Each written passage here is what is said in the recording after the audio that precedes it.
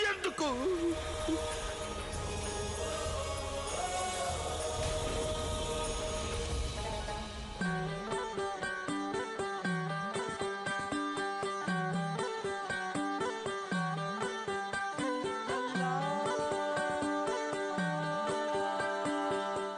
ఏమైపోయావు నువ్వు?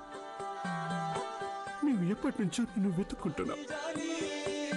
చాలా కాలంగా వెతుక్కుంటున్నావు. చివరికి ఇప్పుడు కనిపించావా మాకు? నీకోసం మేము వెతకని చోటంటూ లేదు, అయినా మాకు కనిపించలేదు. ఎందుకు? నేనిక్కడేగా ఉన్నాను. నీ లోపల, నేను నీ అంతరంగంలోనే ఉన్నాను. నేను నీలోనే ఉన్నాను. నేను నీలోనే అంతరాత్మలో ఉన్నాను. నేను నీ ఊపిరిలోనే ఉన్నాను. తప్పంతా నీదే. నేనున్నది నీ లోపలేగా. మరి నన్ను బయటెందుకు వెతుకుతున్నావు? నువ్వు ఎక్కడుంటే ఏంటి? ప్రస్తుతం మాకు నీ సహాయం కావాలి. మా జోధా బేగంకి అసలు ఎప్పుడు నయమవుతుంది? మా తప్పులకి ఆవిడ శిక్ష ఎందుకు అనుభవించాలి? ఇదెక్కడ న్యాయం? మేం చేసిన తప్పులకి జోధా బేగం ఎందుకు శిక్ష అనుభవించాలి? ఎందుకు? నువ్వు మళ్ళీ అపార్థం చేసుకుంటున్నావు జలాల్.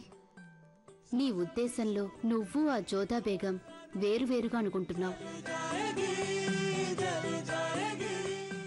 కానీ వాస్తవం ఏమిటంటే మీ ఇద్దరూ ఒక్కటే. మీ ఇద్దరి జీవితాలు ఒక్కటే. మీలో ఒకరికి ఏమైనా జరిగితే రెండో వారు కష్టపడతారు.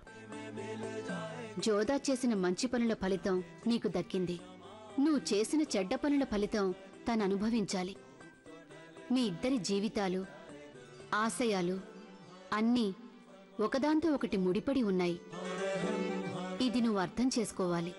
సరైతే చెప్పు. మేము చేసిన చెడులేమిటో చెప్పు మాకు. జోధా బేగం కష్టాలు ఎలా తీరుతాయో ఏంటో చెప్పు బాబు. నువ్వు అమాయకుల్ని బాధ పెట్టావు. ఎంతో మంది ఆత్మలని అవమానించావు. వాళ్ళు నీకు శాపం పెట్టారు. నీతో ముడిపడి ఉన్న వారెవరైనా సరే బాధలు అనుభవించక తప్పదు. ఆత్మలను అవమానించావా?